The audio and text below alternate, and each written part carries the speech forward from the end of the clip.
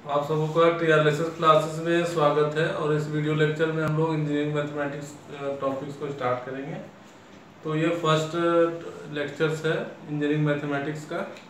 तो इसमें पहले हम लोग सिलेबस को डिस्कस करेंगे और उसके बाद कंटिन्यूसली हम लोग वन बाय वन टॉपिक्स के ऊपर formula revisions and questions paper जो प्रीवियस ईयर्स के आए हुए हैं उसको प्रैक्टिस करेंगे। तो सबसे पहले अगर हम लोग देखें इंजीनियरिंग मैथमेटिक्स में जो टॉपिक्स है हमारा, एक तो लीनियर अलजेब्रा है, calculus, ordinary differential equation, partial differential equation, probability in statistics and numerical methods. तो हम लोग को पता होना चाहिए कि इंजीनियरिंग मैथमेटिक्स का जो वेटेज है वो approximately 12 to 13 marks out of 100 marks होता है एवरी ईयर। अगर आप प्रीवियस ईयर क्वेश्चन पेपर का एनालिसिस करते हैं तो समझ में आएगा, ठीक है। तो गेट में 10 से 12 नंबर का काफ़ी मतलब इम्पोर्टेंस होता है। तो उस पॉइंट ऑफ व्यू से इंजीनियरिंग मैथमेटिक्स काफ़ी इम्पोर्टेंट है। तो वन बाय वन जैसे लीनियर अलजेब्रा में हमारा जैसे टॉपिक्स है, लीनियर अलजेब्रा में पढ़ना मैट्रिक्स अलजेब्रा के बारे में। तो मैट्रिक्स अलजेब्रा मतलब addition, subtraction, product of matrices, inverse matrices, ये सारे इसमें आएंगे। उसके बाद हमारा है सिस्टम ऑफ लीनियर इक्वेशंस के बारे में पढ़ना है। जैसे सिस्टम ऑफ लीनियर इक्वेशन, जैसे 3 इक्वेशंस दिया हुआ रहेगा एक्स वाई जेड के ऊपर, 3 इक्वेशंस रहेंगे, तो उसको हम लोग क्रेमर्स रूल्स के द्वारा सॉल्व कर सकते हैं। तो वो मेथड भी आपको हम डिस्कस करेंगे, जो कि देखेंगे उसके ऊपर प्रीवियस ईयर में क्वेश्चंस पेपर आए हुए हैं। उसके बाद टॉपिक्स है eigen values and eigen vectors. तो आइगन वैल्यूज और आइगन वेक्टर्स का जो टॉपिक्स है उसको मतलब लीनियर अलजेब्रा में हम डिस्कस करेंगे। तो आइगन वैल्यूज तो मतलब हम लोग क्या करते हैं, आइगन वैल्यूज निकालने के लिए हम लोग कैरेक्टरिस्टिक इक्वेशंस फाइंड आउट करते हैं with the help of A minus lambda I matrix. पहले फाइंड आउट करते हैं, फिर 0 से इक्वेट करते हैं। तो इस तरीके से हम लोग eigen values and eigen vectors find out करते हैं। तो नेक्स्ट जो टॉपिक्स है जो हमारे यहाँ पर कैलकुलस है। तो कैलकुलस को अगर आप प्रिपेयर करना चाहते हो अच्छे से, और सपोज आप मतलब डिप्लोमा किए हुए हो, मैथमेटिक्स का बैकग्राउंड थोड़ा कम है, तो आप मतलब प्रेफर कर सकते हो जो 11th-12th का मैथ्स का जो चैप्टर्स है, डिफरेंशिएशन और इंटीग्रेशंस को पहले आप उसको थोड़ा सा बेसिक्स आप वहाँ से क्लियर करके फिर आप गेट के प्रीवियस ईयर क्वेश्चन पेपर को अटेम्प्ट कर सकते हो। तो कैलकुलस के लिए आपको जो सजेस्ट होगा, पहले तो आप 11th-12th के जो डिफरेंशिएशन इंटीग्रेशंस के जो क्वेश्चंस हैं, जो अच्छे क्वेश्चंस हैं, उसको आप प्रैक्टिस करो, उसको बेस बनाकर फिर गेट के प्रीवियस ईयर क्वेश्चन पेपर को आप ट्राई करो। तो कैलकुलस में काफ़ी सारे पॉइंट्स हैं, जैसे कि सिलेबस है, जैसे function of single variable, limit, continuity and differentiability है। तो लिमिट का अगर आप कंटिन्यूटी और डिफरेंशिएबिलिटी का बात करें तो लिमिट हम लोग क्लास 11 मैथ्स में है सिलेबस में, तो वहाँ से भी कुछ क्वेश्चंस आप प्रैक्टिस पहले कर सकते हो। उसके बाद कंटिन्यूटी हो गया, कंटिन्यूटी क्लास 12th में चैप्टर 5 में है, तो आप उसको वहाँ से आप रिवाइज कर सकते हो। एंड डिफरेंशिएबिलिटी जो कि हमारा क्लास 12th में आता है डिफरेंशिएबिलिटी। तो पहले तो आपको क्लास 11-12 से बेसिक करने हैं, उसके बाद फिर प्रीवियस ईयर क्वेश्चन पेपर पर आपको फोकस करना है, और फिर इंजीनियरिंग मैथमेटिक्स का जो बुक होता है उसको आपको पढ़ना है। अच्छा, उसके बाद जैसे है मैक्सिमा एंड मिनिमा। तो मैक्सिमा मिनिमा जब आप 12th का जो चैप्टर 6 है मतलब एप्लीकेशन ऑफ डेरिवेटिव्स, उसको आप अच्छे से पहले पढ़ सकते हो। खासकर ये मतलब बताया जा रहा है डिप्लोमा जो स्टूडेंट्स हैं उसके लिए काफ़ी डिफिकल्ट हो जाता है मैथमेटिक्स वाला पोर्शन। तो आपको 11th-12th का मैथ्स जो रिलेटेड टू सिलेबस है उसको आपको पहले कवर करना पड़ेगा, और उसके बाद फिर आपको मतलब बीटेक लेवल के मैथ्स जो क्वेश्चंस हैं उसको सॉल्व करने पड़ेंगे। अच्छा, उसके बाद टेलर एंड मैक्लरिन सीरीज है, जो कि हम लोग 11th-12th में नहीं पढ़ते हैं। तो M1, M2, M3 जो बीटेक में होता है उसमें ये सिलेबस आता है। Evaluation of definite and indefinite integrals. तो कैलकुलेशन के अंदर हमारा जो टॉपिक्स है evaluation of definite and indefinite integrals. तो डेफिनिट एंड इनडेफिनिट इंटीग्रल्स के लिए आप 12th का जो चैप्टर हमारा 7 है, वो इंडेफिनिट इंटीग्रेशंस का है, तो आप उसको सॉल्व करो। काफ़ी अच्छे क्वेश्चन हैं, एनसीईआरटी हो गए। और 12th का जो चैप्टर 8 है उसमें चैप्टर 7 में भी कुछ पोर्शंस हैं जिसमें आपको डेफिनिट इंटीग्रेशंस के बारे में बताया गया है। और एओडी जो है एओआई एप्लीकेशन ऑफ इंटीग्रेशन जो है चैप्टर 8 क्लास 12th का, तो उसको आप अच्छे से फोकस कर सकते हो। तो उसके बाद हमारा जो सिलेबस है इसमें application of definite integral to obtain area and volume, उसके बाद पार्शियल डेरिवेटिव्स है, टोटल डेरिवेटिव्स के बारे में पढ़ना है, ग्रेडियंट के बारे में पढ़ना है, डाइवर्जेंस कर्व, वेक्टर आइडेंटिटीज। तो अगर हम लोग टॉपिक्स देखें, मतलब gradient, divergence curve, vector quantity identities और डायरेक्शनल डेरिवेटिव्स, तो ये जो टॉपिक्स हैं ये वेक्टर से रिलेटेड है। तो आपको इन सब टॉपिक्स को क्लियर करने से पहले, मतलब क्लास 12 का जो वेक्टर का जो चैप्टर्स है उसको आपको थोड़ा सा पहले से क्वेश्चन प्रैक्टिस करना चाहिए। और उसके बाद फिर बीटेक जो मैथ्स के सिलेबस पोर्शन है बुक्स हैं उससे आपको कवर करना चाहिए। उसके बाद जो टॉपिक्स है कैलकुलस में line, surface and volume integral, Stokes and Gauss and Green's theorem, तो ये सारे बीटेक के हैं। तो आपको काफ़ी, अगर देखा जाए तो आपको काफ़ी ज़्यादा हार्डवर्क का ज़रूरत है। तो आपको मतलब सेलेक्टिव स्टडीज़ काफ़ी, मतलब गेट में अगर आपको अच्छा करना है तो आपको मतलब काफ़ी एफर्ट लगाना पड़ेगा।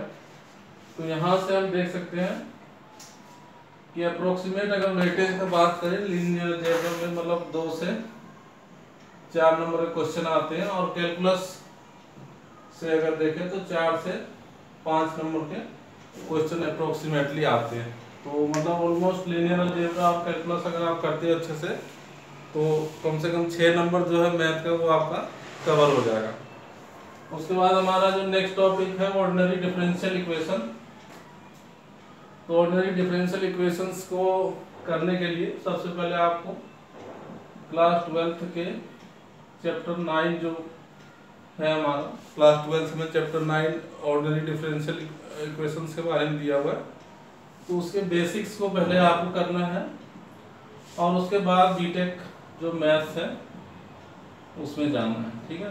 मतलब आपको बेसिक को क्लियर करते हुए ही चलना है, तभी आप मतलब जाके मतलब अच्छा कर पाओगे, ठीक है ना। मतलब 12th का जो मैथ्स है वो काफ़ी इम्पोर्टेंट है, 12th और 11th का जो मैथ्स है वो काफ़ी इम्पोर्टेंट है। आपको मतलब इंजीनियरिंग मैथमेटिक्स को समझने में काफ़ी हेल्प मिलेगा, ठीक है। तो उसके बाद जैसे अगर हम लोग देखें ऑर्डिनरी डिफरेंशियल इक्वेशन में क्या पढ़ना है, ऑर्डिनरी डिफरेंशियल इक्वेशन में फर्स्ट ऑर्डर इक्वेशंस। तो फर्स्ट ऑर्डर इक्वेशंस तो आपको क्लास 9 से ही क्लास 12 से चैप्टर 9 से कवर हो जाएगा, ठीक है। उसके बाद जो है ऑर्डिनरी डिफरेंशियल इक्वेशन के अंदर पढ़ना आपको higher order linear equation with constant coefficient. तो इसके लिए आपको बीटेक का जो मैथ है वो उसको बुक से लेना पड़ेगा। Euler-Cauchy equation, Laplace transform and its application in solving linear ordinary differential equations, initial and boundary value problems. तो ये आपका हो गया सिलेबस ऑर्डिनरी डिफरेंशियल इक्वेशन का। तो ये इसमें आप मान के चलो 1 से 2 नंबर के क्वेश्चन आते हैं। उसके बाद नेक्स्ट टॉपिक है पार्शियल डिफरेंशियल इक्वेशन। तो पार्शियल डिफरेंशियल इक्वेशन मतलब एक तरीके से हम 11th 12th में नहीं पढ़ते हैं, तो पूरा बीटेक में ही ये आता है। तो फोरियर, इसमें हम लोगों को पढ़ना है Fourier series, separation of variables, solution of one dimensional diffusion equations, first and second order one dimensional wave equation and 2 dimensional Laplace equation. तो आपको ध्यान रहे कि पार्शियल डिफरेंशियल इक्वेशंस का कॉन्सेप्ट आपको समझ में आएगा जब आपका जो है कैलकुलस और ऑर्डिनरी डिफरेंशियल इक्वेशन में कॉन्सेप्ट आपका क्लियर होगा, तो फिर आपको पार्शियल डिफरेंशियल इक्वेशन जो है वो काफ़ी आसान लगेंगे। मतलब अगर इसको करना है तो ये दोनों को थोड़ा अच्छे से समझना है। इसका भी वेटेज 1 से 2 नंबर का रहता है। उसके बाद हम लोग आते हैं नेक्स्ट जो है प्रोबेबिलिटी एंड स्टैटिस्टिक्स के बारे में पढ़ना है।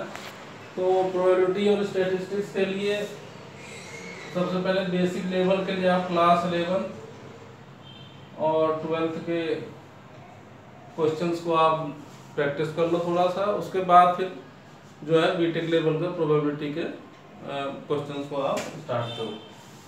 तो प्रोबेबिलिटी और स्टैटिस्टिक्स में जो सिलेबस है, जैसे definition of probability, sampling theorems, conditional probability, discrete random variables, Poisson and binomial distribution, continuous random variables, normal and exponential distribution, descriptive statistics, mean median mode and standard deviation, और ये hypothesis testing. तो hypothesis testing जो है वो research methodology जो book है उससे आप कवर कर सकते हो। रिसर्च मेथोडोलॉजी के ऊपर काफ़ी बुक्स आते हैं, तो उससे आपको हाइपोथेसिस टेस्टिंग के बारे में पढ़ सकते हो। उसके बाद जो नेक्स्ट टॉपिक्स है न्यूमेरिकल मेथड्स। तो न्यूमेरिकल मेथड्स तो प्रोबेबिलिटी से भी 2 नंबर का क्वेश्चन आप मान के चल सकते हो अप्रोक्सीमेट। और न्यूमेरिकल मेथड जो है, न्यूमेरिकल मेथड से मतलब जो है इसमें आपको मतलब टोटली इसमें कोई मतलब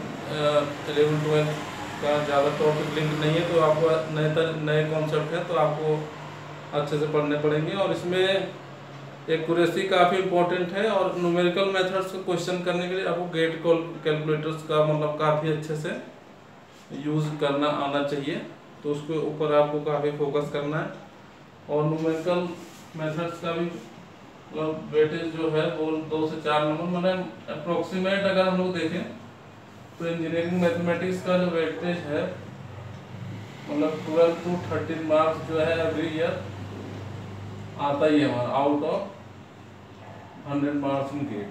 तो न्यूमेरिकल मेथड्स में हम लोग को जैसे accuracy and precision, error analysis के बारे में पढ़ना है, numerical analysis of linear and non linear algebraic equations के बारे में पढ़ना है, least square approximations, Newton's and Lagrange's polynomials, numerical differentiation पढ़ना है, integration by trapezoidal and Simpson rule, single and multi step method of first order differential equations.